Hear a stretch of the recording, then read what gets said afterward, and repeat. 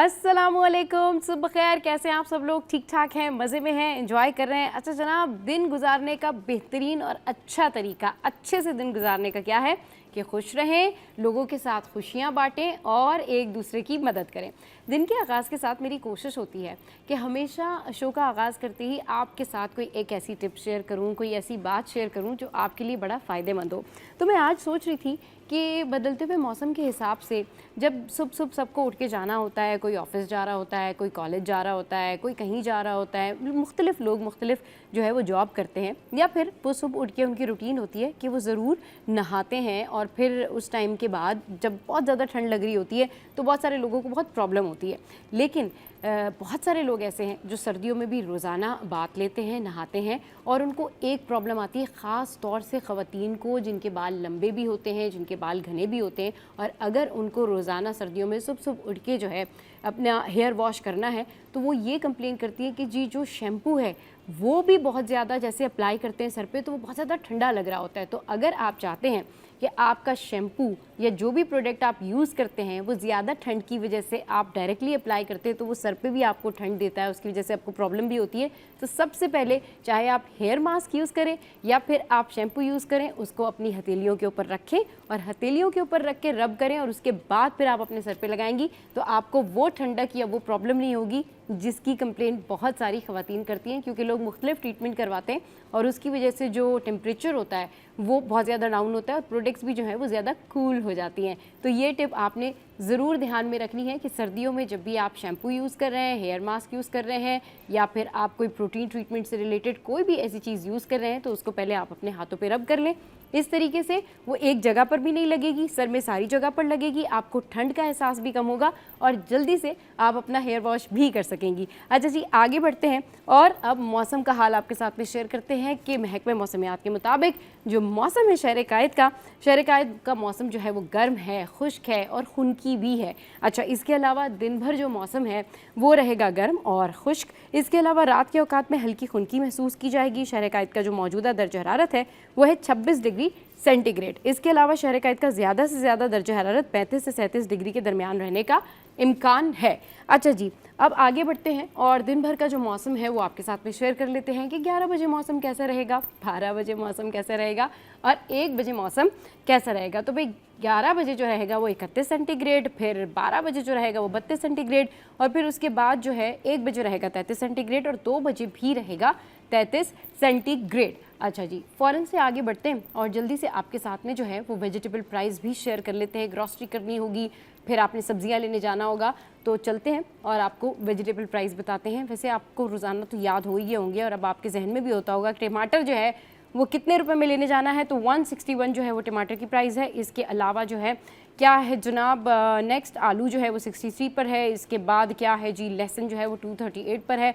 इसके अलावा जो है वो अदरक जो है वो 345 पर है।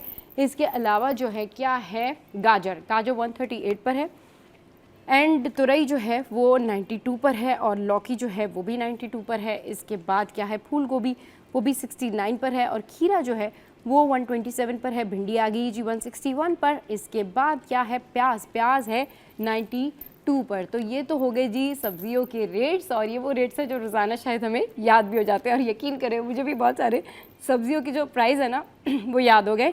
अगर मैं ग्रॉसरी करने जाऊँ तो मैं बहुत अच्छे तरीके से बार्गेनिंग कर सकती हूँ। अच्छा, आगे बढ़ते हैं और आपको बताते हैं कि आज ओवरऑल क्या हो रहा है जी। सिंध हाई कोर्ट में कौन कौन सी अहम समातें हैं, मिसिंग पर्सनस हैं जिनकी ये समात हैं। इसके अलावा जो है गैर कानूनी तामीरात और तजावुज़ात से मुतालिक जो है वो अहम समातें हैं आज सिंध हाई कोर्ट में।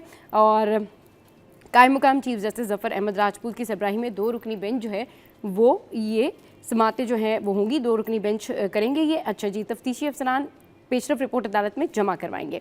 अच्छा, आगे बढ़ते हैं और जो सोने की कीमत है उसमें स्टिल अभी कमी है, तो जिन जिन ख़वातीन ने गोल्ड के सेट लेने, प्लीज़ बाय इट, अभी ले लें क्योंकि सोने की जो कीमतें हैं वो कम हैं और बालियाँ शानियाँ भी जो है वो थोड़ी अच्छी बन जाएंगी। तो भाई सोने की जो कीमत है उसमें कमी हो गई है और आलमी मार्केट में सोना $33 सस्ता होकर $4080 फ़ी औंस तक गिर गया। 1 तोला सोना 3300 रुपये सस्ता हो गया। 1 तोला सोने के दाम कम होकर 4,30,320 रुपये पर आ गए और 10 ग्राम सोना 2,829 रुपये सस्ता होकर 78,966 रुपये पर आ गया और 1 तोला चांदी 27 रुपये कमी के बाद 5,097 रुपये पर आ गई है। अच्छा जी, अभी आगे बढ़ते हैं और आपके साथ में ये खबर शेयर करते हैं कि ये चिड़ियाघर की जो मादा रीछ है रानो, भाई अब इस्लामाबाद इसकी जो मुंतकली की तैयारियां हैं ना वो जारी हैं। अच्छा, सिंध हाई कोर्ट के हुक्म पर कराची चिड़ियाघर में कैद नायाब मादा को इस्लामाबाद मुंतकिल करने की तैयारियां जो है वो शुरू कर दी गई हैं और तकरीबन वज़ीर आला मुराद अली शाह जो हैं उन्होंने ये जो रानो है इसकी मुंतकली के लिए जो है वो 25 लाख रुपए फंड्स की मंजूरी भी दे दी है। पहले मरहले में रानो को इस्लामाबाद के रिहाब सेंटर मुंतकिल किया जाएगा, जबकि दूसरे मरहले में इसे गिलगित बल्तिस्तान में उसके कुदरती मस्कन में ले जाया जाएगा। महकमा वाइल्ड लाइफ के मुताबिक चूँकि रीछ तवील अरसे से कैद में है इसलिए इसे फौरी तौर पर जंगल में छोड़ना मुमकिन नहीं है और गिलगित बल्तिस्तान में इसके लिए एक महफूज बाड़ा जो है वो तामीर किया जाएगा। अब आगे बढ़ते और आपको बताते हैं कि जी मज़ार कायद के तारीखी फ़ानूस को कौमी अजायब घर में नस्ब करने का फ़ैसला किया गया है। यस, बाबा कौम के मज़ार पर 45 साल तक नस्ब रहने वाला तारीखी फ़ानूस कौमी अजायब घर में नस्ब किया जाएगा। ये फ़ानूस चीनी मुसलमानों ने सन 1971 में तोहफे में दिया था। 80 फुट बुलंद 4 मंजिला फ़ानूस 48 कुमकुमों और 10,000 क्रिस्टल्स पर मुश्तमिल है। 2016 में नया फ़ानूस लगने के बाद पुराने फ़ानूस की जगह के तयन में 9 साल लगे। अब इसे मज़ार कायद से मुशाबा शीशे और सीमेंट की नई इमारत में नस्ब किया जाएगा। माहिरीन के मुताबिक ये फ़ानूस कौमी विरसे के तौर पर महफूज कर दिया गया है। अच्छा जी, आगे जो खबर है वो है जी कराची पोर्ट के मुतालिक पाकिस्तान ने बांग्लादेश को कराची पोर्ट के इस्तेमाल की पेशकश कर दी है। पाकिस्तान और बांग्लादेश के ताल्लुकात में अहम पेशरफ्त हुई है। 20 साल बाद ढाका में नवी पाक बांग्लादेश ज्वाइंट इकॉनमिक कमीशन इजलास मुनक्किद हुआ, जिसकी सदारत वज़ीर पेट्रोलियम अली परवेज़ मलिक और बांग्लादेश के मुशीर ख़जाना ने की। इजलास में दोनों ममालिक ने इक़्तिसादी, तिजारती, तालीमी और तकनीकी ताउन बढ़ाने पर इत्तफ़ाक़ किया। पाकिस्तान ने बांग्लादेश को कराची पोर्ट के इस्तेमाल की पेशकश की और बराह रास्त परवाज़ों की बहाली पर बात हुई। पाकिस्तान हिलाल अथॉरिटी और बांग्लादेश स्टैंडर्ड्स इंस्टीट्यूट के दरमियान 500 MOU पर दस्तखत हुए, जबकि बांग्लादेशी तलबा के लिए स्कॉलरशिप्स देने और तरबियती नशिस्तें बढ़ाने का ऐलान किया गया। दोनों ममालिक ने तिजारत, तवानाई, ज़राअत, सेहत, सयाहत और IT समेत मुतअद्दिद शोबों में ताउन पर इत्तफ़ाक़ किया। इजलास के अख्ताम पर मुत्तफ़िका मिनट्स पर दस्तखत किए गए। अच्छा जी, आगे बढ़ते हैं और कुछ बात कर लेते हैं। भारत का पोल कहीं ना कहीं खुल ही जाता है और क्या करें, बस ऐसे ही होता है। ये है जी क्रिस ब्रॉड, साबिक मैच रेफरी क्रिस ब्रॉड ने ICC की जो भारत नवाजी है उसका पोल खोल दिया है। अब क्रिस ब्रॉड के मुताबिक एक मैच में भारतीय टीम 4 ओवर्स पीछे थी और स्लो ओवर रेट का जुर्माना बनता था, लेकिन उन्हें फ़ोन कॉल करके कहा गया कि ये भारतीय टीम है, ज़रा हाथ हल्का रख लो। अच्छा जी, फिर कहा गया कि उन्होंने बताया कि अगले मैच में सौरव गंगुली ने फिर वही खिलाफ वर्जी की, मगर ICC ने सौरव गंगुली को सज़ा देने का कहा। अच्छा जी, किसी के लिए कोई रूल, किसी के लिए कोई रूल। क्रिस ब्रॉड का कहना था कि क्रिकेट में अब सियासत शामिल हो चुकी है, ज़्यादातर फैसले भारत के असर रसूख में किए जाते हैं क्योंकि सारा पैसा वही कंट्रोल करता है। उन्होंने मजीद कहा कि वो खुश हैं कि अब ICC का हिस्सा नहीं, क्योंकि ये इदारा सियासी दबाव के तहत चल रहा है। अच्छा जी, आगे बढ़ते हैं और अब आपके साथ में शेयर करते हैं एक और ख़बर। ये है जी कि नेपरा का फैसला कराची सारिफीन के ख़िलाफ़ नहीं हक में है, ये कह रहा है पार डिवीज़न। अच्छा जी, ये पार डिवीज़न की जानिब से जो है वो बात सामने आई है। पार डिवीज़न के तर्जुमान ने कहा है कि नेपरा का के इलेक्ट्रिक के मल्टी एयर टैरिफ पर रिव्यू फैसला कराची के सार्फिन के हक में है। इस पर बाज़ हल्के गुमराहकुन तासुर फैला रहे हैं। अच्छा, तर्जुमान के मुताबिक नेपरा का फैसला इंतजामी इस्लाहात से मुताल्लिक है, जबकि के इलेक्ट्रिक नेशनल ग्रिड से 2000 मेगावाट बिजली हासिल कर रही है जो इसके प्लांट से ज़्यादा सस्ती है। उन्होंने कहा कि सार्फिन के नर्ख कौमी सतह पर यकसा रहेंगे, ये सब्सिडी जारी रहेगी और इसे के इलेक्ट्रिक के मुनाफे का हिस्सा नहीं बनने दिया जाएगा। पावर डिवीजन के मुताबिक नेपरा ने मुनाफे की शरह 24 से 30% से कम कर दी है और इसे डॉलर के बजाय पाकिस्तानी रुपए से मुंसलिक किया गया है। बंद पावर प्लांट्स के अखराजात सार्फिन से नहीं लिए जाएंगे। तो जनाब, ये हैं वो अहम खबरें जो मैंने आपके साथ में शेयर की। अब बढ़ते हैं एक ब्रेक की जानिब, क्योंकि आपको पता है कि यहाँ पर मेरी चाय जो है वो मेरा इंतज़ार कर रही होती है और आप लोगों को भी छोटा सा टी ब्रेक लेना होता है। तो छोटे से टी ब्रेक के बाद वापस आते हैं, फिर न्यूज़ सेशन में हमारे करस्पॉन्डेंट हमें ज्वाइन करेंगे। Keep watching city at 10। Welcome back. तो जनाब, न्यूज़ सेशन में खुशामदीद और टॉप स्टोरीज पर बात करने के लिए इस वक्त हमारे साथ हैं उसामा और हमारे साथ है सीनियर करस्पॉन्डेंट आजिज़ भाई। उनको वेलकम करते शो में। अस्सलाम वालेकुम, वेलकम टू द शो। कैसे हैं आप लोग? ठीक ठाक हैं दोनों? चलिए जी, बात करते हैं आप दोनों से, लेकिन सबसे पहले आपको अभी बता देते हैं कि जी पाकिस्तान और साउथ अफ्रीका के दरमियान 3 मैचेस की सीरीज़ का पहला T20 मैच जो है वो आज रावलपिंडी में खेला जाएगा। बेस्ट विशेज़ पाकिस्तान, और हमारी यही कोशिश होती है, यही दुआएं होती हैं कि हमारी टीम जो है वो जीते और टैलेंट जो है हमारा पाकिस्तानी टैलेंट वो दुनिया के सामने आए कि जी हमारे प्लेयर्स जो हैं वो कितने टैलेंटेड हैं। अच्छा जी, इसके अलावा अभी फ़ौरन से चलते और आपके साथ में शेयर करते माल का हाल, करेंसी रेट के करेंसी रेट्स क्या हैं, ताकि आपको पता चल जाए और आपके लिए हो जाए आसानी। So let's have a look. चलिए जी, माल का हाल जो है वो आगे हमारी स्क्रीन पर। तो ऑस्ट्रेलियन डॉलर जो है वो 190 पर है, इसके अलावा कैनेडियन डॉलर जो है वो 212 पर है, इसके अलावा यूरो जो है वो 335 पर है और कुवैती दिनार जो है वो है 922 पर। And what we have next, we have UK pound 383, we have Saudi riyal 76, we have UAE 77 and we have US dollar 282। तो ये तो जी माल का हाल जो हमने आपके साथ में शेयर किया।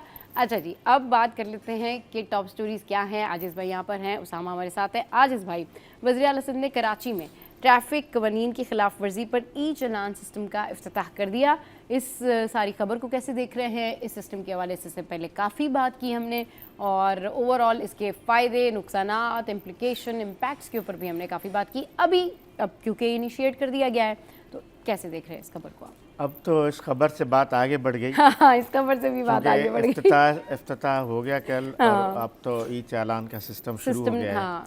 और उसामा ने ही शायद खबर दी है कि आज पहले दिन 2 करोड़ पता नहीं कितने चंद घंटों में, हाँ, सवा करोड़ से ज़ायद चंद घंटों में, सुबह के चंद घंटों में 1.25 करोड़ रुपए से ज़ायद के चालान हो चुके हैं। सही।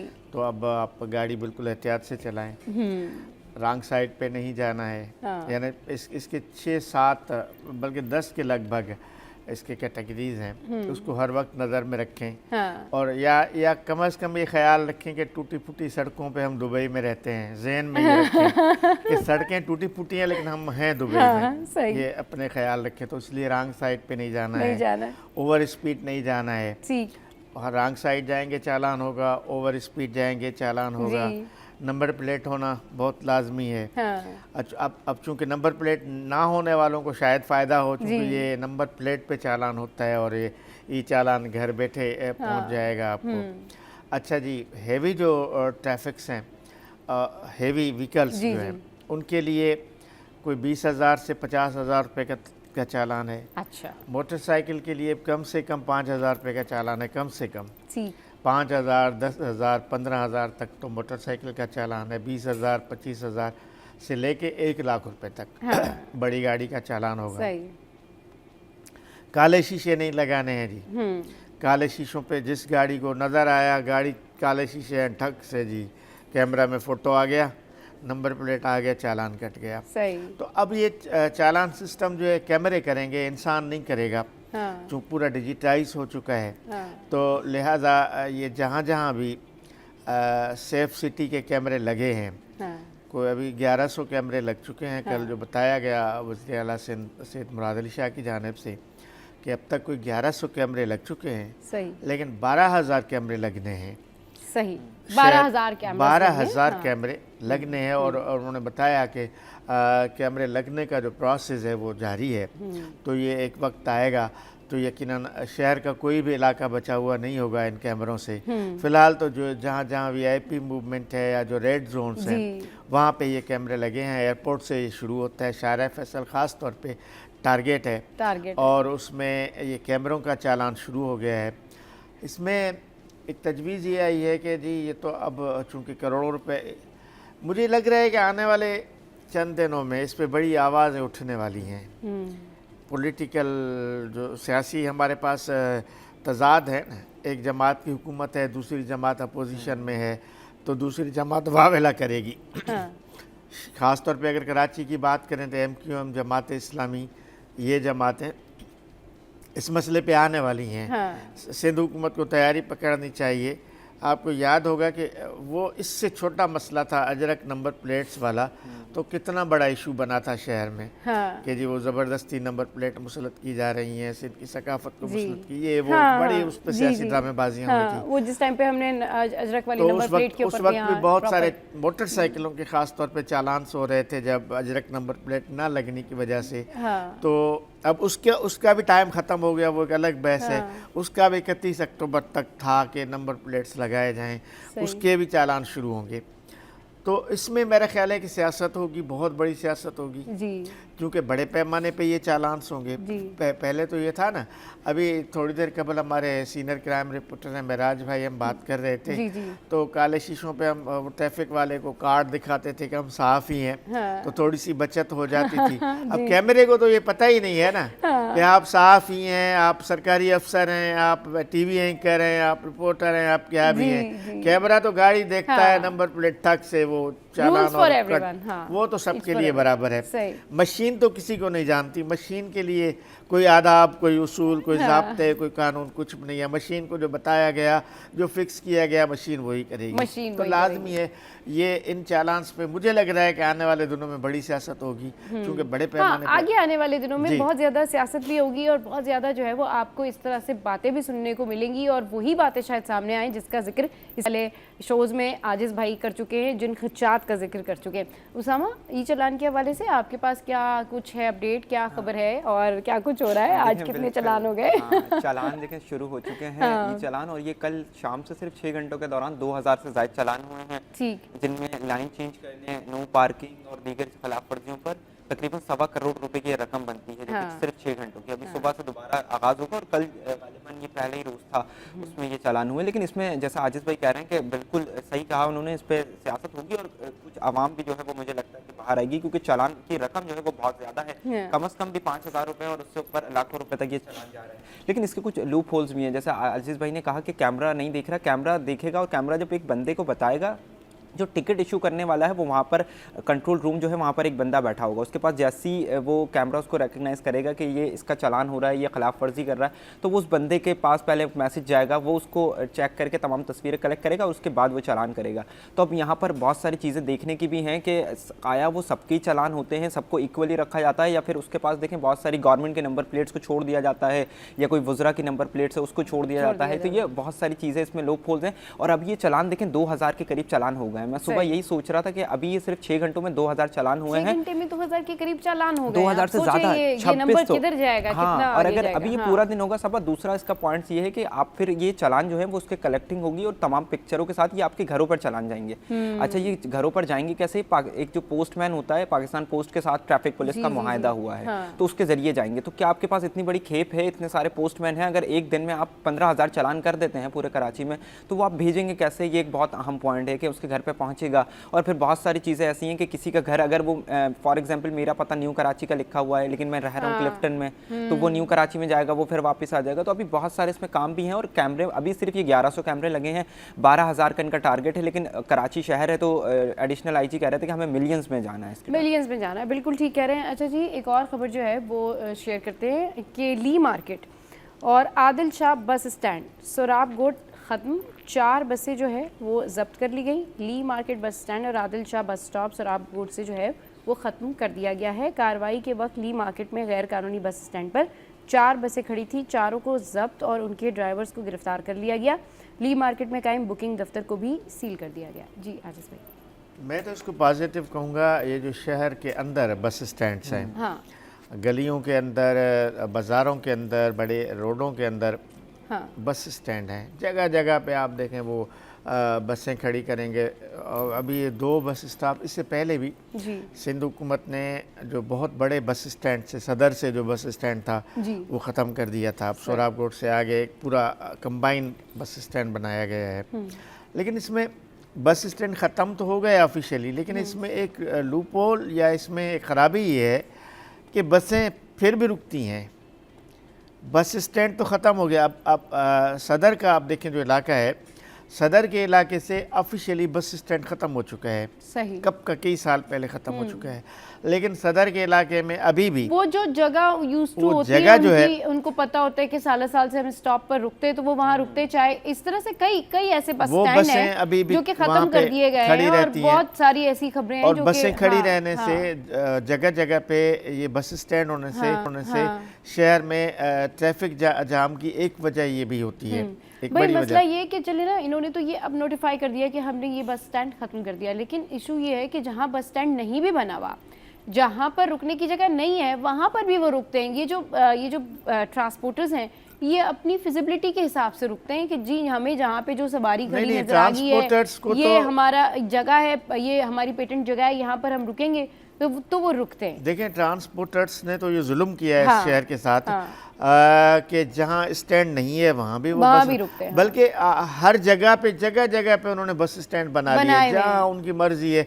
अच्छा जी, इस पे अगर हुकूमत करती है सख्ती, हाँ। करती है गिरफ्तारियाँ करती है, तो फिर वही वावेला जी, हड़तालें शुरू हो जाती हैं, जो रोड बंद करना शुरू हो जाता है। तो ये अजीब सूरत हाल है हमारे शहर में, शहर कराची में।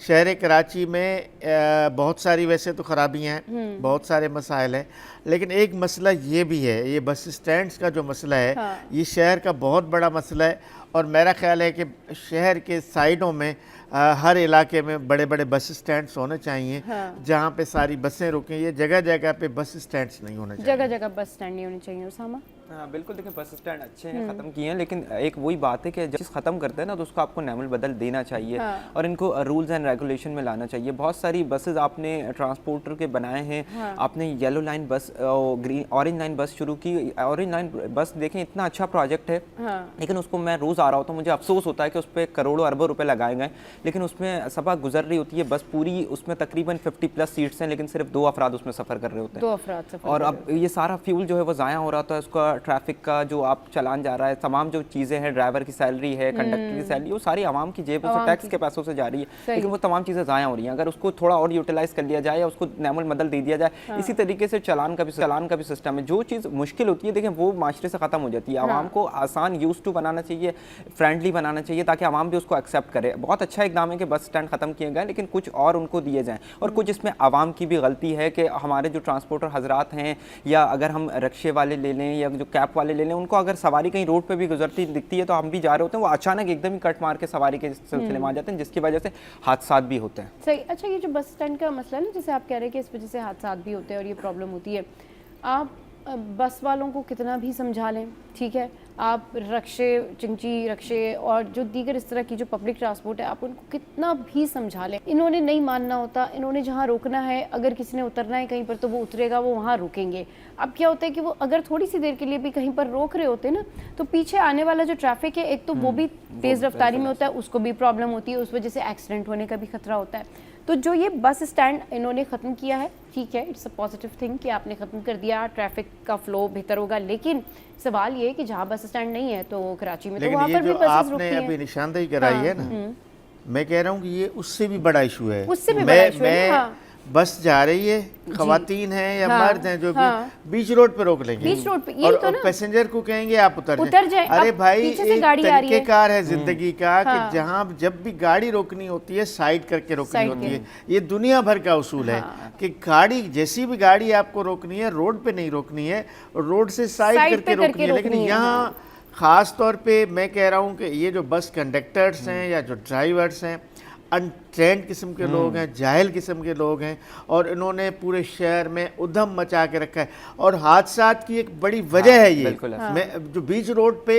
आपने बिल्कुल ठीक कहा कि पीछे से जो आने वाली गाड़ी होगी उसको भी मसला होगा। और कई ऐसे, ये क्राइम रिपोर्टर रिपोर्ट करते हैं, कई ऐसे हादसात होते हैं कि बीच में बस रुक गई, बंदे को उतार दिया, पीछे से आने वाली गाड़ी ने टक्कर मार दी, बंदा शहीद हो गया। ये इनको तो मैं कह रहा हूँ कि ट्रैफिक पुलिस, अब ट्रैफिक पुलिस को ज़रा फुर्सत मिल गई है ना ई चालान के बाद, तो ट्रैफिक पुलिस इस तरह के मसाइल को तो हल करे। असल में मसला सारा ये ना कि जो ट्रांसपोर्टर हजरात हैं, ठीक है, अगर आप ड्राइविंग के मास्टर हैं तो इट्स फाइन इनफ, मगर आप उस इंसानियत की खिदमत करते हैं, आप उन इंसानों की गाड़ी चलाते हैं जो पीछे बैठे होते हैं। तो सबसे पहले अगर आप अपनी फील्ड के माहिर हो भी गए ना, तो इतनी एस्थेटिक सेंस रखें कि बाकी चीज़ें सीखें कि पीछे इंसान है, उनकी रिस्पेक्ट है, उनकी जान कीमती है। सब अपने अपने घरों के लिए ना एक कीमती अहमियत रखते हैं, मतलब किसी इंसान की जान का बदल कुछ भी नहीं है। तो पहले तो आप रिस्पेक्ट करना सीखें कि ये सब जो बसों में बैठे हैं ये इंसान हैं, ये आपके भाई बहन हैं,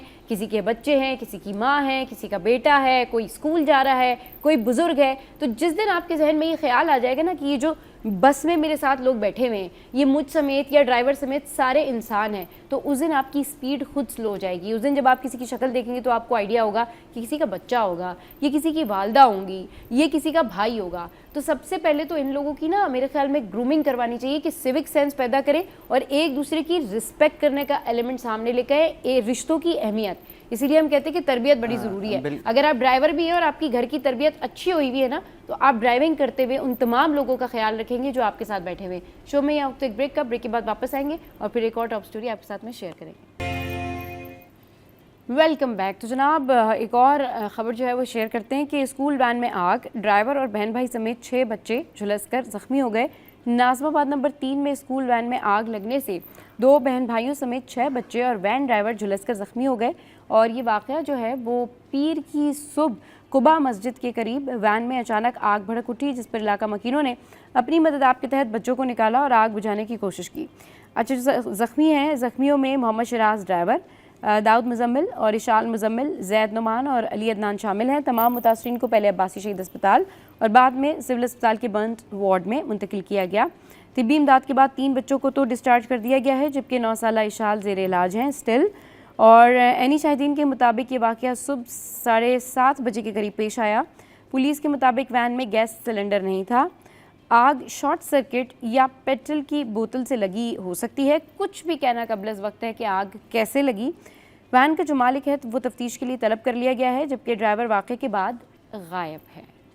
उसामा, ये कल देखें अल्लाह, सुबह मुझे आपके मॉर्निंग शो में ही आना था, लेकिन अचानक मैं सुबह इसीलिए निकल गया था कि अचानक ये हादसा हुआ था।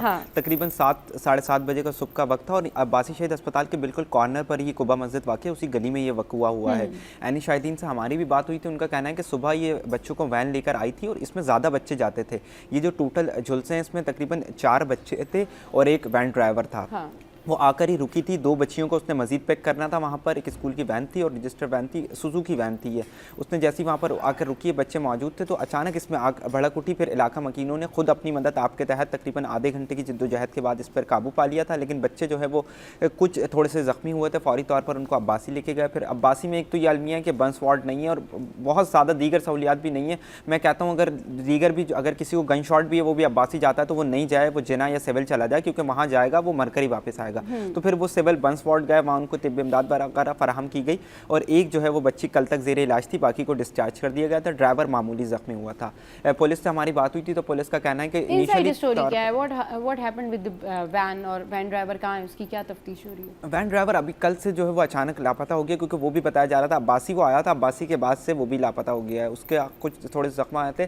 पुलिस को जो है वो इनिशियली 2 घंटे बाद इतला दी गई। अच्छा, अभी जिस तरह से मैंने खबर में भी बताया कि अभी कुछ पता नहीं चल सका कि वाक़या किस वजह से हुआ, सिलेंडर फटने की वजह से हुआ। वो मेंशन खबर में है कि जी तेल की जो पेट्रोल की बोतल है उससे हुआ, कुछ सामने पेट्रोल वगैरह नहीं बता रहे थे, शॉर्ट सर्किट जो इसको एम्पलीफायर वगैरह लगा होता है उसमें ये अचानक, क्योंकि आगे का जो हिस्सा है वो ज़्यादा जला है। बच्चे इसलिए पीछे थे तो बच गए बच्चे। आगे का जो डैशबोर्ड वगैरह होता है वो ज़्यादा झुलसकर, पूरा स्टीयरिंग वगैरह वो सारा झुलसकर गाड़ी को भी काफ़ी नुकसान पहुँचा था, अगला हिस्सा जो गाड़ी का होता है। चलिए जी, अभी इससे पहले हम बात करते हैं ड्राइवर हज़रात की मेंटल ग्रूमिंग की, तरबियत की, कि सिर्फ अगर आपने किसी को ड्राइवर रखा है तो ये देख कर ना रखें कि उसको ड्राइविंग अच्छी आती है, उसको बाकी चीज़ें आती हैं या नहीं आती है, ये देखना बड़ा अभी आपने एक पॉइंट रेज किया और इन्होंने भी बताया और मैंने खबर में भी पढ़ा है कि पेट्रोल की बोतल रखी हुई जी जी जी।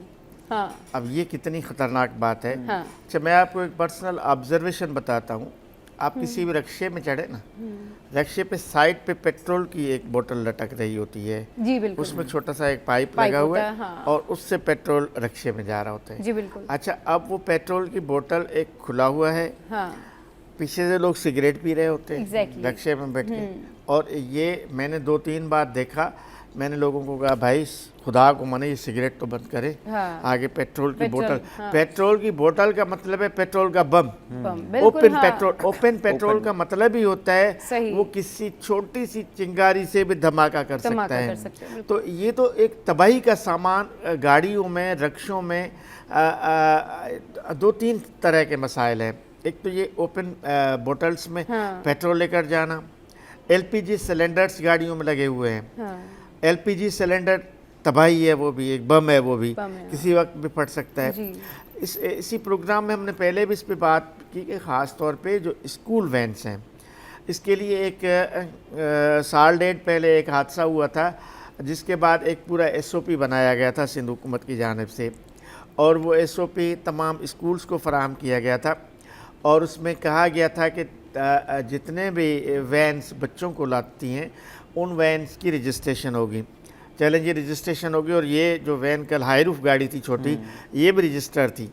तो गाड़ियाँ रजिस्टर कर ली गई, स्कूलों के पास उनका पूरा डेटा आ गया, सब कुछ आ गया, लेकिन फिर बात वही जहालत की आती है ना, उस ड्राइवर को इतना सेंस नहीं था कि वो मासूम छोटे बच्चों को गाड़ी में लेके जा रहा होता है। कितनी अंधोनाक बात है कि आप उसमें खुला हुआ पेट्रोल की बोतल रखते हो, और उस पेट्रोल की बोतल अगर शॉर्ट सर्किट हो गया या कहीं से चिंगारी दुखी, ज़ाहिर है कि वो ठक जाके पेट्रोल की बोतल को लगा, वहाँ से आग भड़क उठी। आग भड़क उठी तो ज़ाहिर है इसमें मासूम बच्चे थे 10-12, जिनमें जैसे उसामा बता रहे हैं कि 3-4 मजीद बच्चों को भी उसने उठाना था, 4 बच्चे जो जख्मी हैं। और दूसरा इन्होंने भी एक पॉइंट रेज किया, बर्न सेंटर्स नहीं है हमारे हॉस्पिटल्स में। पूरे कराची में एक ही, बल्कि मेरा ख्याल है शायद पूरे सिंध में एक बर्न सेंटर है। हैदराबाद और सिंध के दीगर शहरों से भी जो जले हुए मरीज़ आते हैं वो इसी burn centre Karachi civil hospital के पास आते हैं, और कहीं कोई बर्न सेंटर नहीं है। तो ये एक अलमनाक सूरत हाल है। हाँ, बिल्कुल, कि खास तौर पे बड़े हॉस्पिटल हैं, जैसे जना हॉस्पिटल है, जना हॉस्पिटल में बर्न सेंटर होना चाहिए, सिविल में तो है, अब्बासी शहीद है, कम से कम इनिशियली तौर पे चीजें बड़े हॉस्पिटल इनिशियली चीजें तो हों ताकि बर्न सेंटर बिल्कुल। एक तो बर्न सेंटर्स की कमी है, ये होने चाहिए ऑब्वियसली। सेहत के हवाले से बिलावल भुट्टो ज़रदारी बहुत ज़्यादा बात करते हैं, अपने उन तमाम हॉस्पिटल को बड़ा ओन करते हैं, उनके हवाले से कहते हैं जी ठीक है हमने साइबर नाइफ बनाया, देखिए जी हमने NICH में काम कर रहे हैं, JPMC में काम कर रहे हैं, सिंध गवर्नमेंट सारे काम कर रही है, बट प्लीज़ आप लोग ये बर्न सेंटर्स बनाएं, क्योंकि इनकी तादाद बहुत ज़्यादा कम है। जब बहुत ज़्यादा इस तरह का खुदा ना खास्ता कोई हादसा हो जाए तो आपको आइडिया नहीं है कि सिविल हॉस्पिटल में जो है क्या जो है वो सिचुएशन होती है, और लोग अपने प्यारों को एडमिट कराने के लिए, उनको इमरजेंसी में ले जाने के लिए जो है वो तरस रहे होते हैं, लेकिन नंबर नहीं आ रहा होता। शो में या वक्त एक ब्रेक के बाद वापस आएंगे तो एक और टॉप स्टोरी पर डिस्कशन करेंगे, हमारे साथ रहिए। Welcome back. तो जनाब अब कुछ बात कर लेते हैं कि कराची में गवर्नर खैबर पख्तूनख्वा के एडवाइज़र से गाड़ी छिन गई। अच्छा जी, गवर्नर खैबर पख्तूनख्वा के मीडिया एडवाइज़र हैं अली अयूब साहब, जिनसे क्लैशनकोफ बरदार गैंग ने गाड़ी छीन ली है। वाक़या 22 अक्टूबर की रात 9:31 पर गुलबर्ग ताहिर विला चुरंगी के करीब जो है वो पेश आया। जी आजिज़ भाई।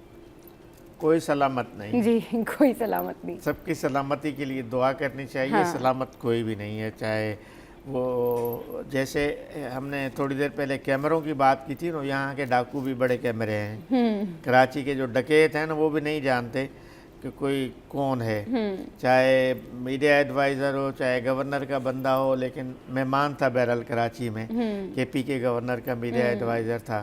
तो डाकू तो मेहमानों पे रहम नहीं करते जी, उनको छीन लेते हैं।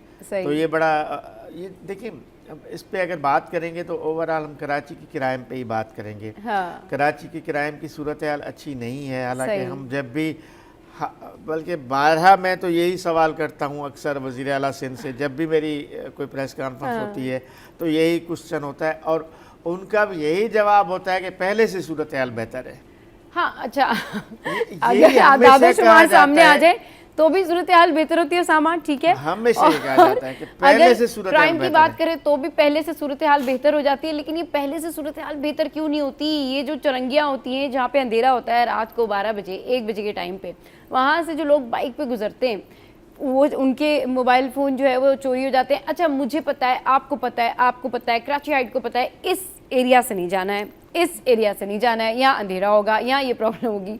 पुलिस को क्यों नहीं पता होता कि जी ठीक है, अगर यहाँ पर रात में या दिन के औकात में या किसी भी टाइम पर एक जगह पर ज़्यादा एक्सेस ऑफ क्राइम है तो उनको वहाँ जाना चाहिए, उनको एटलीस्ट एक मोबाइल वहाँ खड़ी करनी चाहिए, और वो लोगों की सेफ्टी के लिए ना, तो हो सकता है कोई क्राइम रेट ही कम हो जाए, हो सकता है वो चोर जो है वो डिस्टर्ब हो जाए, वो किसी और जगह चला जाए। मगर डिस्पर्स करने के लिए, मतलब एक होता है ना, चले क्राइम को आप रोकें नहीं, लेकिन ट्रिक के थ्रू उसको डिस्पर्स कर दें, उस कम कर दें, वारदातों की जो अटैम्प्ट्स हैं वो कम हो जाएं, वो भी कम नहीं होते।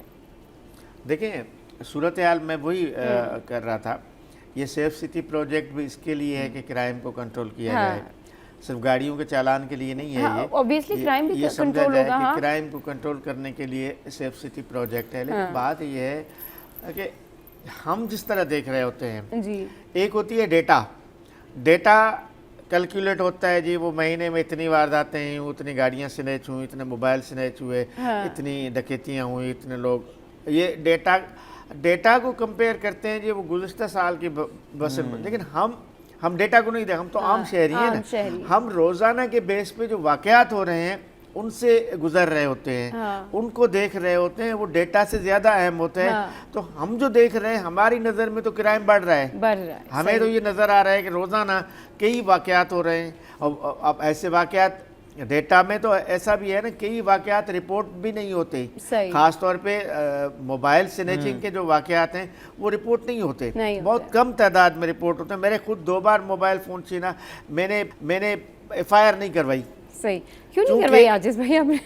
उसकी वजह है SHO ने फ़ोन किया, सर आप आ जाएं, FIR करनी है। मतलब आप FIR करवाएं, उसके बाद हर दूसरे दिन आपको थाने बुलाया जाएगा। जी ये भी हो गया, आप शनाख्त करें जी।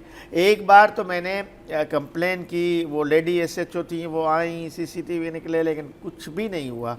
तो कहने का मतलब है कि आप FIR दाखिल कराने के बाद एक दोहरे अजाब में मुब्तला हो जाते हैं, फिर आप पुलिस थानों के चक्कर काटते यही बात मेराज भाई भी जब यहाँ होते हैं या हमारे जितने भी करस्पॉन्डेंट यहाँ होते हैं, वो यही कहते हैं कि अगर आपने कंप्लेन कराई है ना तो और ज्यादा इश्यूज जो हैं वो बढ़ जाते हैं। आपके पास देखिए, अब मैं एक रिपोर्टर हूँ, ये रिपोर्टर है, हमारे पास क्या इतना टाइम है कि हम चले एक बार जाके FIR तो हम दाखिल करवा लें, लेकिन फिर आपको रोज थाने से फोन आएगा कि सर ये भी आके देख लें, ये भी आके देख लें, ये भी इतना आप मतलब आप अपने इतना टाइम कंज्यूम नहीं कर सकते ना, अब ज़ाहिर है लोगों होना ये चाहिए।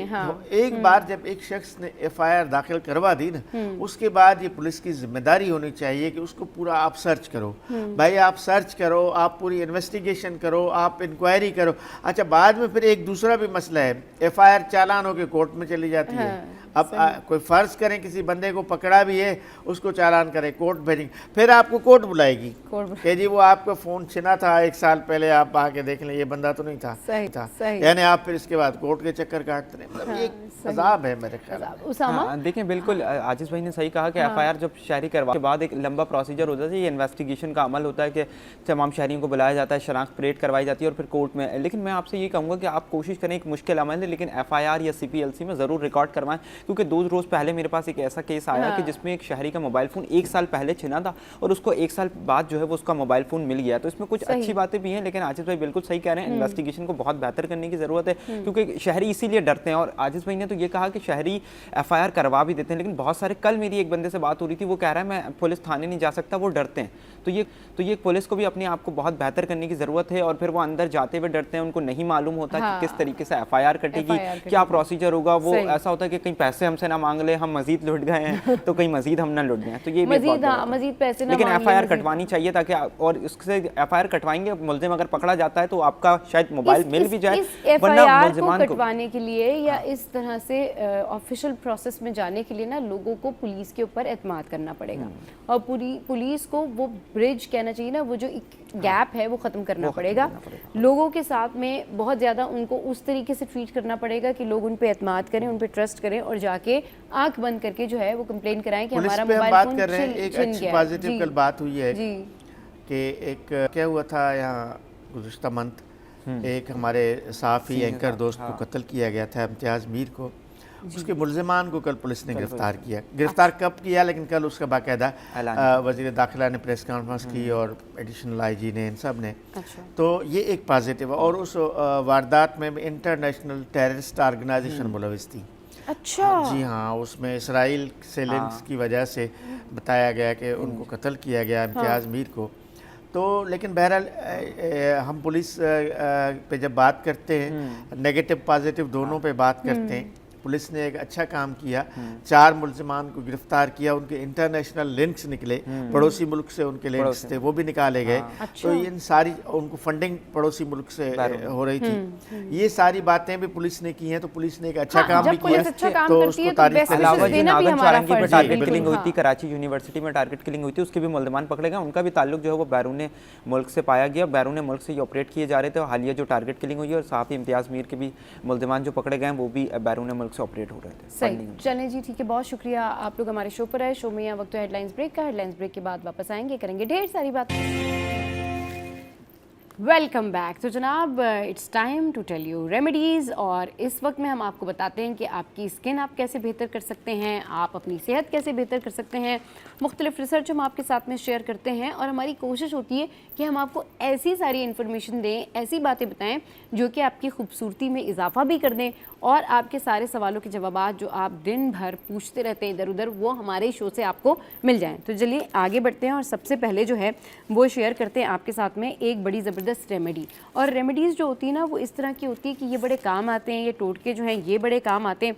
तो भाई ये रेमेडी है नाखून टूटने से बचाने की रेमेडी, कि अगर आपके जो नाखून हैं जब वो टूट जाते हैं तो उनको किस तरह से बचाया जाए। नहीं, बहुत सारे लोगों के नाखून टूट जाते हैं, तो भाई आप नाखून टूटने से बचाने का घरेलू टोटका आजमाएं। रात सोने से पहले 1 चम्मच नारियल का तेल ले लें, उसमें आधा चम्मच आपने लीमू का रस मिलाना है, फिर साथ में आपने एक विटामिन ई कैप्सूल का तेल निकाल कर उसको मिक्स कर लेना है।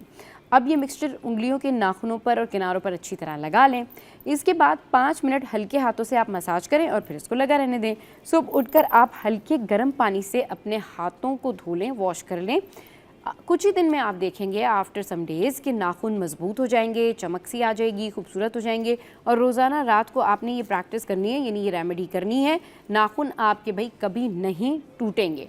तो ये आपने अपने नाखून जो है वो बनाने हैं मजबूत, और इस तरह से फिर आपके नाखून मजबूत हो जाएंगे और चमक भी आ जाएगी और आपको पार्लर जाके बहुत सारे पैसे भी खर्च नहीं करने पड़ेंगे। आगे बढ़ते हैं और अब बात करते हैं कि संदन का तेल।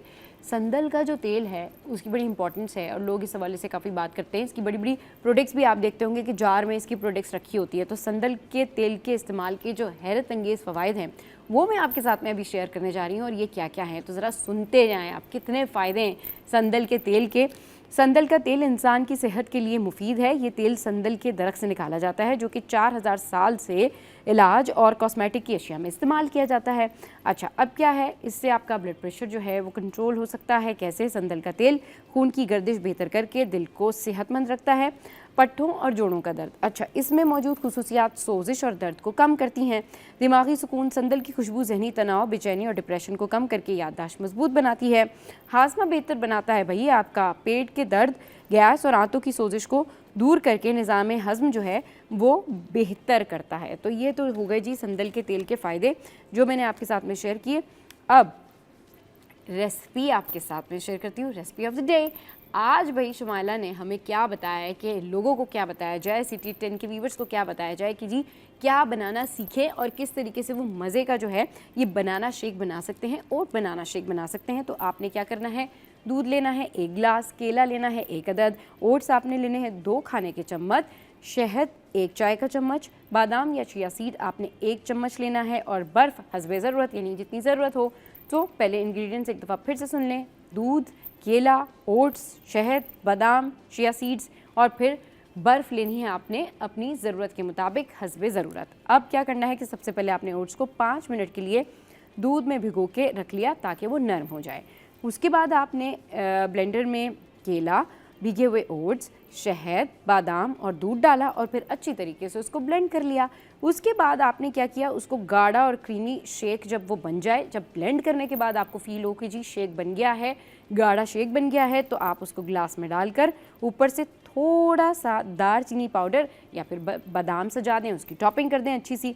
और फिर आप जब इसको पिएंगे तो इसके फ़ायदे ये हैं कि भाई बहुत लंबे अरसे तक जो है वो आपको भूख नहीं लगती, तवानाई आपको फुल मिलेगी, फुल ऑफ एनर्जी। और इसके अलावा जो है वज़न कम करने या फिर उसको स्टैटिक रखने, बरकरार रखने में भी मदद देता है। तो ये आपने ज़रूर ओट्स बनाना शेक जो है वो ट्राई करना है और हमें ज़रूर बताना है आपने कि जी ये आपको बनाना शेक जो है वो कैसा लगा। अच्छा जी, आगे बढ़ते हैं और बात करते हैं इंडियन प्लेयर की।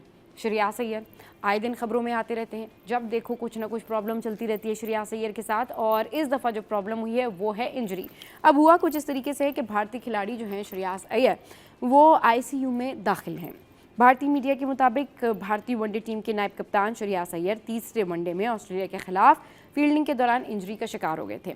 अच्छा, अब क्या है, जो इनकी पसलियां हैं यानी जो रिब है, रिब की पूरी रिब केज होती है, वहाँ पर इनको चोट लगी है और अंदरूनी इनको इंटरनल ब्लीडिंग हुई, उसकी वजह से इन्हें ICU में दाखिल किया गया। अच्छा, जब इनको ICU में दाखिल कर दिया गया तो उसके बाद से श्रेयास अय्यर हफ्ते के रोज़ से सिडनी अस्पताल के ICU में ज़ेर इलाज हैं। और 2 से 7 दिनों तक डॉक्टर्स की निगरानी में रहेंगे। अब ये जो इनको इंटरनल ब्लीडिंग हो रही है उसकी वजह से इन्फेक्शन रोकने के लिए डॉक्टर्स इनको ऑब्जर्वेशन में उनको रखा हुआ है, और जो इनका ट्रैवलिंग है यानी कि ओवरऑल उसको अभी इजाज़त मिलने के बाद ही ट्रैवल कर सकते हैं, यानी अपने मुल्क भारत वापस जाएंगे। लेकिन फ़िलहाल अभी जो है वो अंडर ऑब्जर्वेशन है और हॉस्पिटल में है, और जनाब उनका हो रहा है ट्रीटमेंट। अच्छा जी, आगे बढ़ते हैं और आपके साथ में एक और ख़बर शेयर करते हैं। पाकिस्तान में मेटा AI उर्दू में मुतारिफ़ करवा दिया गया है, और ये बड़ी अच्छी खबर है उन लोगों के लिए जो कि मेटा का इस्तेमाल करना चाहते हैं और उर्दू में करना चाहते हैं। तो उन सार्फिन के लिए this is the best news. अच्छा जी, जिससे सार्फिन उर्दू में भी बात कर सकेंगे। मतलब ऑब्वियसली जब मेटा उर्दू में मुतारिफ़ करा दिया है तो अब एक दूसरे से उर्दू चैट भी हो सकेगी, उर्दू में बातचीत भी हो सकेगी। मेटा ने AI लिटरेसी प्रोग्राम के तहत 300 जो है वो 50 कंप्यूटर साइंस असातिज़ा को मसनूई ज़हानत की बुनियादी महारतें सिखाने का आगाज़ किया है। अच्छा, ये है GDTX प्रोग्राम के ज़रिए ये सिखाया जाएगा, और इसके ज़रिए सरकारी इदारों को मेटा की टेक्नोलॉजीज़ और बेहतरीन अमली तरीके से फ़राहम किए जाएंगे। वफाकी वज़ीर शज़ा फातिमा के मुताबिक ये इक़दामात पाकिस्तान के डिजिटल नेशन विजन और जदीद तालीम और जिद्दत को फ़रोग़ देंगे। तो जनाब ये वो ख़बर है जो कि बड़ी अच्छी खबर है उन लोगों के लिए जो कि चाहते हैं कि वो मेटा का यूज़ करें और उर्दू में करें। चलिए जी, यहाँ पर वक्त हुआ है एक ब्रेक का। ब्रेक के बाद वापस आएंगे, करेंगे ढेर सारी बातें, बहुत सारा सरप्राइज़ भी आपके लिए है। तो आपने कहीं नहीं जाना, हमारे साथ रहना है, हम बस ऐसे जा रहे हैं और फ़ौरन से वापस आ रहे हैं। Stay with us. Welcome back. तो भाई हमारे साथ इस वक्त मौजूद हैं पाकिस्तान की 2 चमकते हुए सितारे, बेहतरीन टैलेंटेड। हमारे साथ इस वक्त 2 गर्ल्स मौजूद हैं जो पाकिस्तान का नाम रोशन करके आ रही हैं, और दोनों बहनें हैं। एक है मानूर अली और एक है सैरिश अली, और जनाब ये स्क्वाश में जो है वो पाकिस्तान का नाम जो है वो ऊंचा करके आ रही हैं। अभी रिसेंटली US में जो इवेंट्स हुए उसमें माशाल्लाह से जीत कर आ रहे हैं और विन कर आ रहे हैं। आपकी इनसे मुलाकात करवाते हैं, इनको वेलकम भी करते शो में। अस्सलाम वालेकुम, welcome to the show. Manur, सैरिश, कैसे आप लोग? ठीक ठाक हैं? वालेकुम अस्सलाम, थैंक यू सो मच आज हमें इनवाइट करने के लिए। अच्छा जी, आप सैरिश? मैं भी कहना चाहूँगी थैंक यू सो मच हमें इस शो के लिए। अच्छा, ये बताएं कि आप दोनों जो हैं वो अभी एक इवेंट जो है वो खेल के आ रहे हैं US में, तो उसकी डिटेल ज़रा बताएं कि इतना ज़बरदस्त आपने जो है वो कामयाबी हासिल की। तो कब गए थे, कब इवेंट हुआ था और कैसा फील हो रहा है? सबसे पहले आपके लिए बहुत सारी बेस्ट विशेस और कांग्रेट्स भी। Thank you. हमने जो टूर्नामेंट खेला, हम वो 3 टूर्नामेंट्स थे जिसको US जूनियर सर्किट के सीरीज़ में 3 टूर्नामेंट हमने खेले। हाँ। और मैंने back to back 3 gold medal लिए, 3 टाइटल अपने नाम किए अंडर 15 कैटेगरी में, जबकि सैरिश ने जो है तो एक्सप्लेन करो।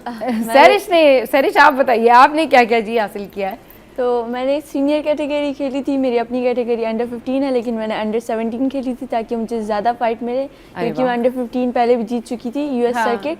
तो इस बार मैंने अंडर 17 खेला और उसमें मुझसे काफ़ी सीनियर लड़कियाँ थी। हाँ। तो मैंने अपनी बहुत कोशिश की, लेकिन एक में सिल्वर लिया और एक में ब्रॉन्ज मेडल लिया। चलिए जी, बिल्कुल कोशिश करते रहना चाहिए, और ये बहुत बड़ी बात है कि हमारे यहाँ से इस तरह के जो है वो टैलेंट सामने आए। अच्छा सैरिश, आपने कहा कि आपकी जो कैटेगरी थी वो अंडर 15 थी, बट आपने सीनियर कैटेगरी में जो है वो खेला, तो ये क्या आपको कोचेज़ ने कहा या आपकी परफॉर्मेंस इतनी अच्छी थी कि उन्होंने कहा कि नहीं सैरिश you are going to play in senior category?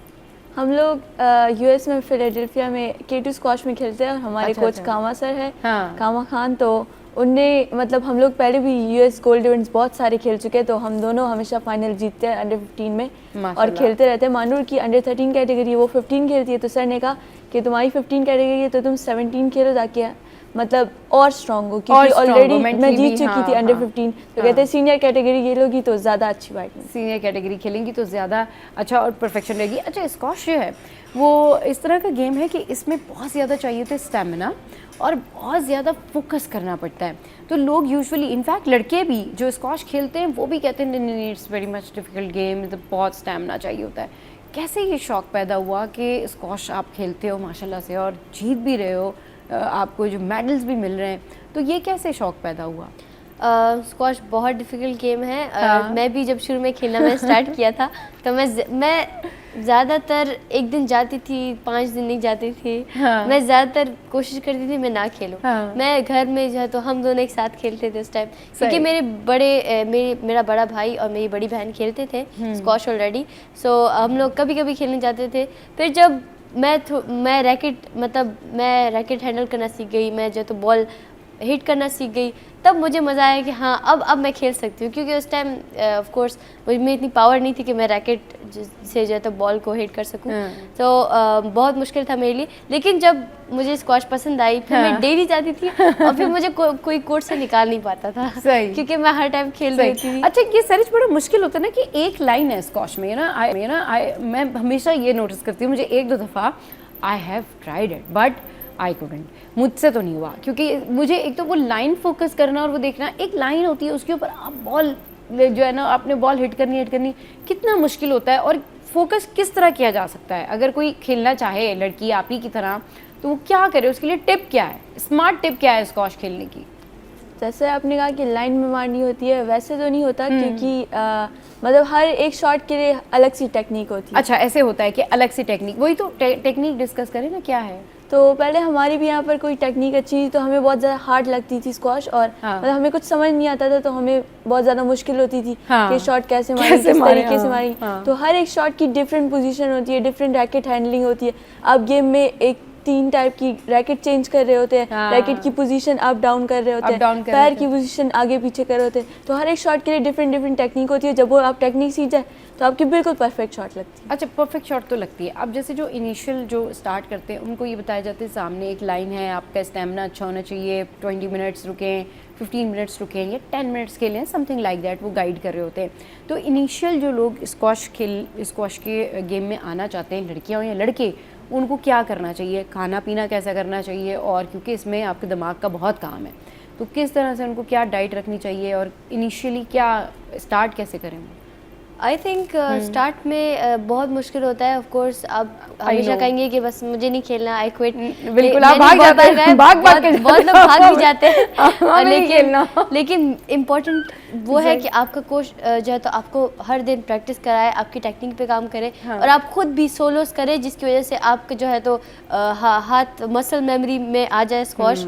सो अभी हमारे लिए स्क्वॉश बहुत इजी हो गया है, हमारे लिए भी इतना इजी नहीं है, लेकिन हम लोगों ने बहुत प्रैक्टिस की, बहुत मेहनत की, अपनी डाइट पे ख्याल रखी। आई थिंक एक्सरसाइज बहुत करनी चाहिए लोगों को, एक हद तक यूज मसल एक्टिविटी होनी चाहिए, क्योंकि इसमें आपके मसल्स का बहुत ज़्यादा काम है, आपका जो हैमस्ट्रिंग है या फिर आपका ये जो सारा मस्कुलर प्रोसेस है ना, ये बड़ा आपको मजबूत होना चाहिए, क्योंकि बहुत सारे लोग अगर उनको मसल वीकनेस हो जाए तब भी वो स्क्वॉश नहीं खेल पाते उस तरह से, और सेम ये टेनिस में भी अप्लाई होता है। जी सर, मैं कहूँगी कि स्क्वॉश 70-80% सिर्फ फिटनेस है स्क्वॉश, बाकी फिर आपकी टेक्निक है। क्योंकि हमें सबसे पहले फिटनेस की कमी थी, बाकी हमारी टेक्निक सब कुछ अच्छी थी। मतलब टेक्निक तो आप शॉट मार के परफेक्ट कर लेंगे, लेकिन असली गेम आपकी फिटनेस पे चली कि आप कितनी स्पीड में जाते हैं और कितनी स्पीड में लंच लेते हैं, सब थाइज और मसल सब इसी पे डिपेंड करती है स्क्वॉश। सही, बिल्कुल ठीक कह रही हैं कि फिटनेस जो है ना वो बड़ा ज़रूरी होता है। तो आप लोग की क्या रूटीन है, आप लोग किस तरह से फिट रखने के लिए अपने आप को क्या करते हैं, एक्सरसाइज करते हैं पूरा दिन,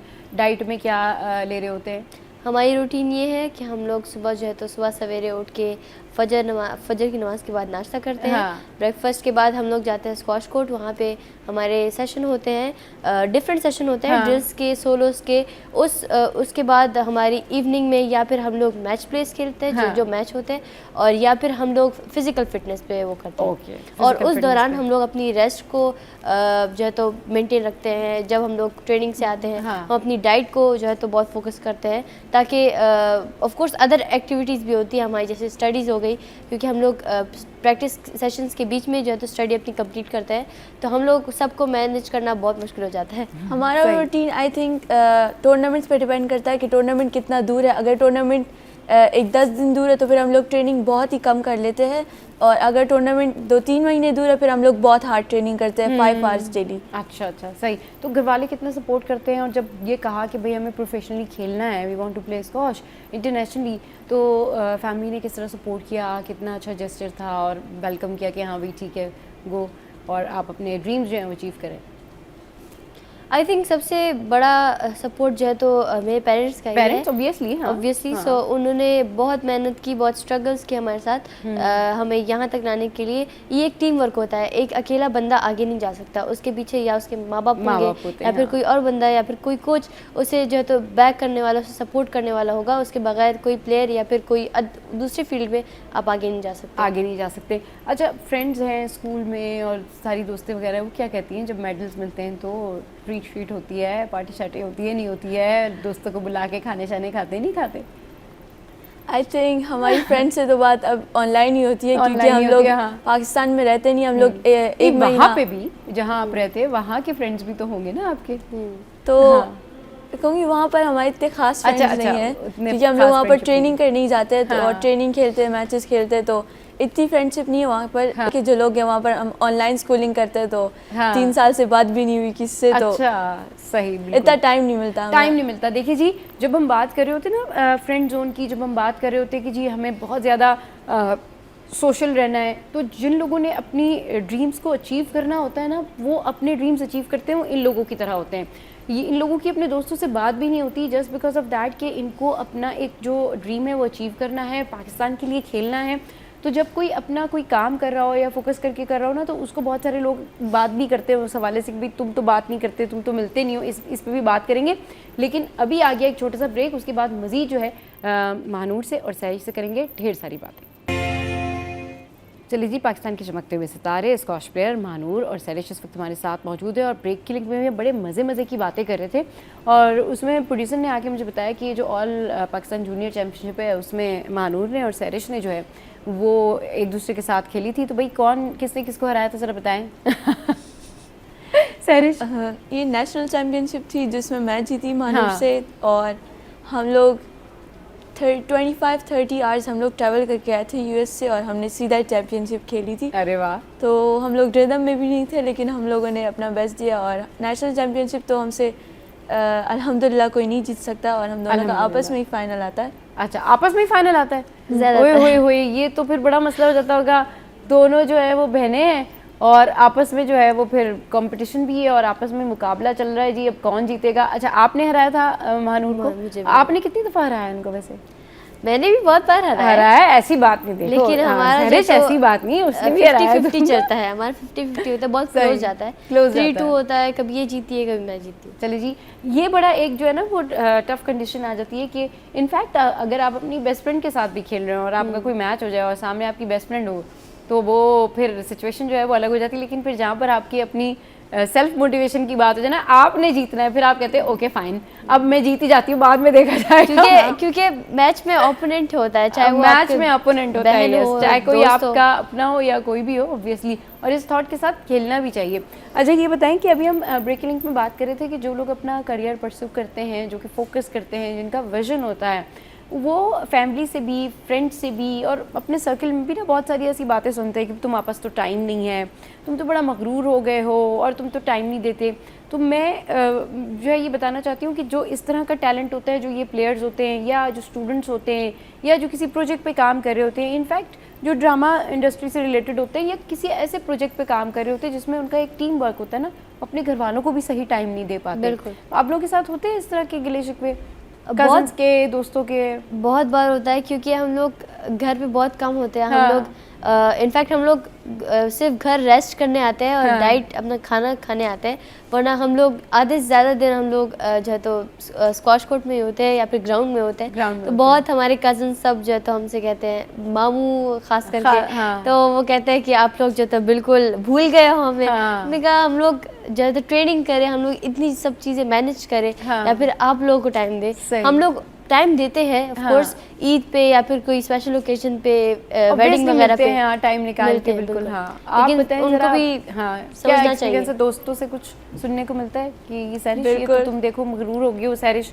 है, अब तुम बात नहीं करती, कहते कॉल बस अब पिक तो नहीं तुम करती। भाई हाँ। मुड़ जा रही हो, टाइटल्स ले रही हो, अब तो हमें पूछोगी भी नहीं, अब तो बात भी नहीं करोगी। हाँ, ये होता है। और पता है क्या इसमें क्या सिचुएशन होती है? इसमें सिचुएशन ये होती है कि इंसान सोच रहा होता है कि हमें अपनी 10 चीज़ों के लिए टाइम नहीं मिल रहा, आपको बाहर जाने का टाइम नहीं मिलता होगा, शॉपिंग करने का टाइम नहीं मिलता होगा, बहुत सारी ऐसी चीज़ें जो होती है वो आप देख रहे होते हैं, आपको टाइम नहीं मिलता।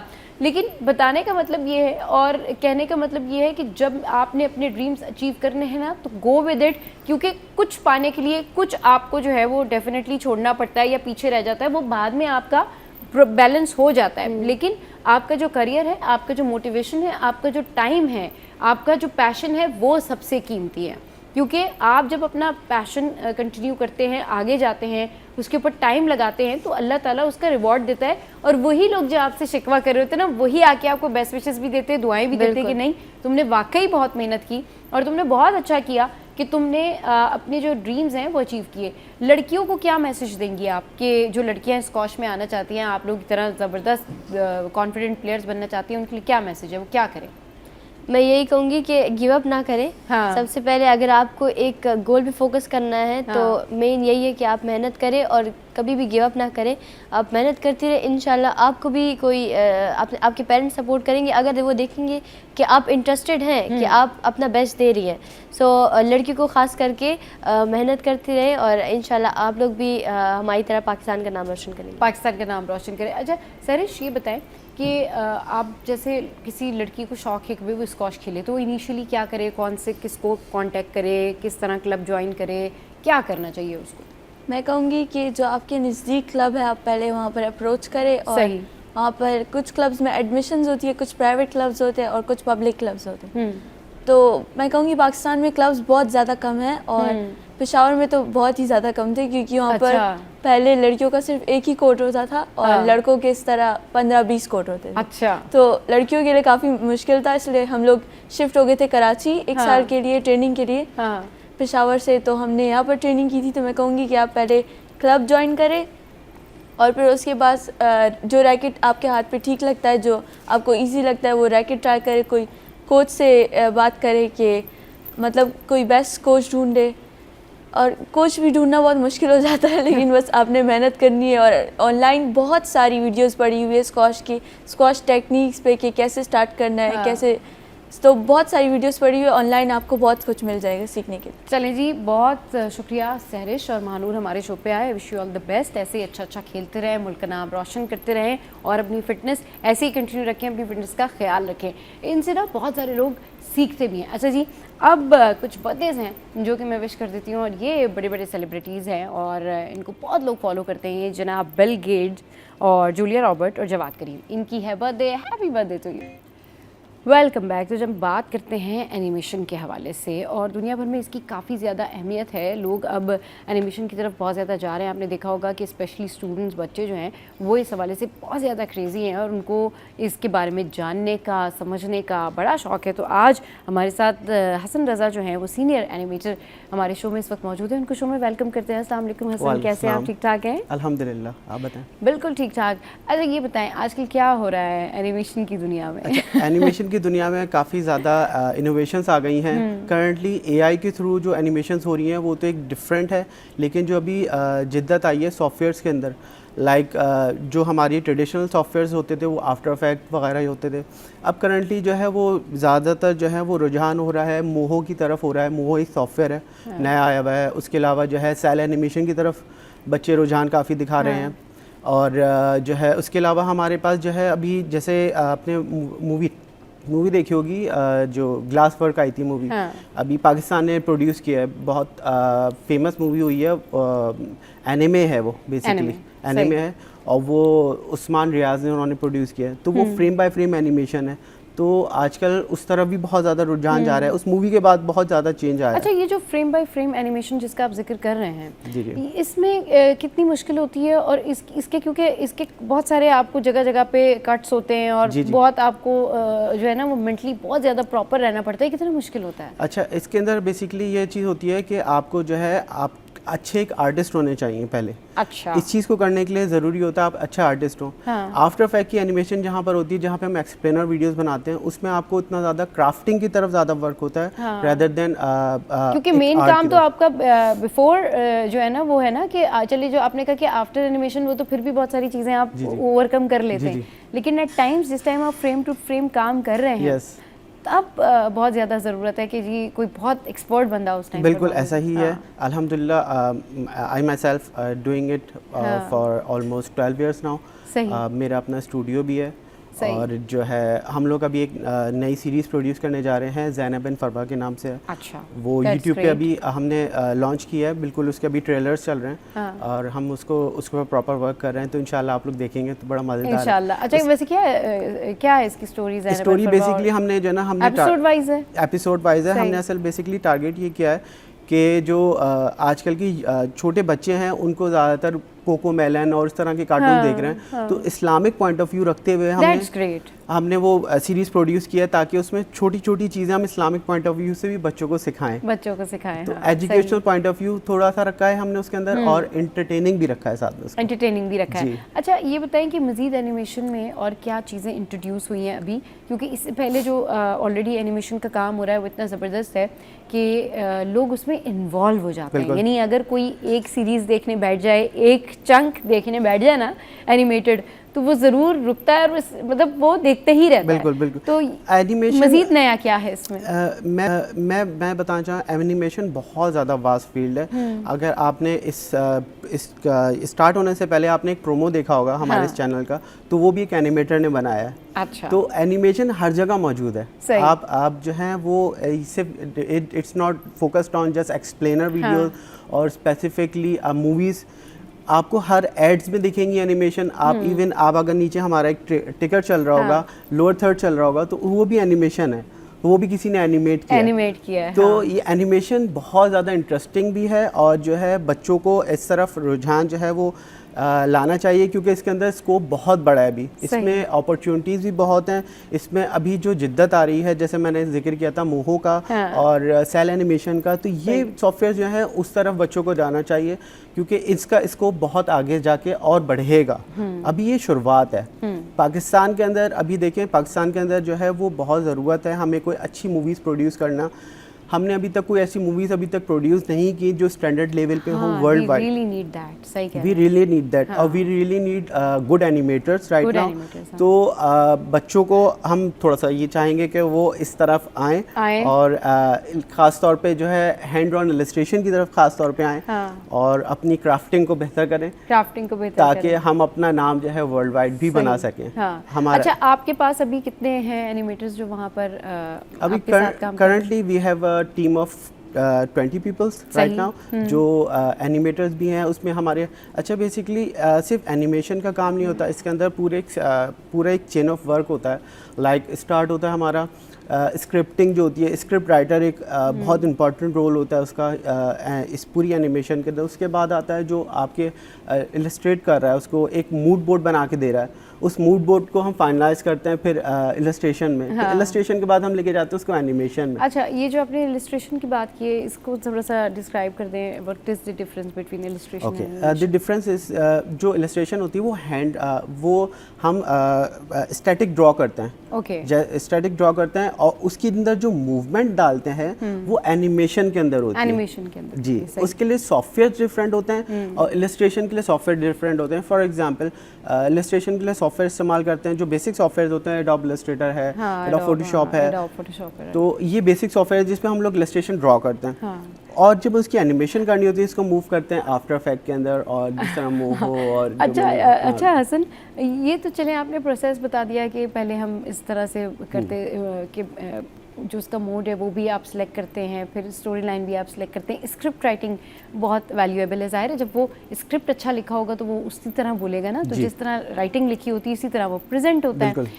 क्या ट्रिक है कि आपको पता होता है कि जी हमने एक होता है ना कि जब आप कोई चीज़ कर रहे होते तो आपको पता होता है that's the trick, people will see it, आपको पता होता है। तो आपकी क्या ट्रिक होती है कि आपको लगता है कि बच्चे या बड़े हमारे इस एनिमेशन को ज़रूर देखेंगे, और अगर हम इसको इस तरह से बनाते हैं या हम इसका स्क्रिप्ट इस तरह से लिखते हैं तो ये देखा जाएगा, ये सुना जाएगा? अच्छा, बेसिकली ना जो फार्मूला हम लोग किसी भी मूवी को प्रोड्यूस करने के लिए बनाते हैं वही सेम फार्मूला इसमें अप्लाई होता है। बेसिकली हम 3 सेकंड का इसके अंदर वो रखते हैं। लाइक जो ऑडियंस की जो देखने की निगाह है वो 3 सेकंड बाद जो है वो चाहती है कुछ और दिखे, कुछ नया दिखे। 3 सेकंड बाद हम स्विच करते हैं। लाइक अगर if we are focusing on this one camera, will switch to that other camera, तो पोजीशन चेंज करनी होती है, हम स्विचिंग करते हैं। तो same goes to in animation, हम लोग उसके अंदर क्लोज फ्रेम्स होते हैं, जूम आउट फ्रेम्स होते हैं, तो इस तरह हम जब रखते हैं शॉट्स को तो वो इंगेजिंग हो जाता है, खुद ऑटोमेटिकली इंगेजिंग हो जाता है। सही, ऑटोमेटिक इंगेज हो जाता है वो ना।